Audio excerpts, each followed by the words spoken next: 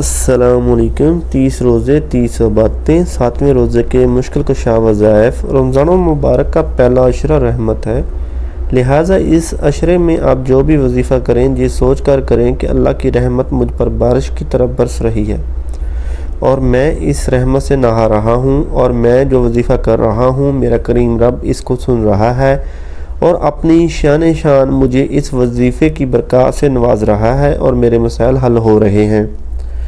بعد نماز فجر 7 بار اللہم انی اسألک بأنک مالک وانت علی کل شیء قدیر وما تشاء من امری یکون۔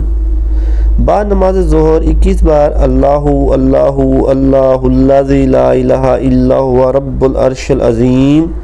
بعد نماز عصر 111 بار لا الہ الا انت سبحانک انی کنت من الظالمین۔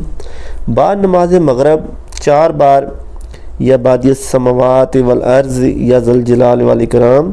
بعد نماز تراویح 3 بار یا فارج الہم و یا کاشف الغم بصادق الوعد یا موفیا بالعہد یا منجیزا للوعد یا حی یا قیوم لا الہ الا انت۔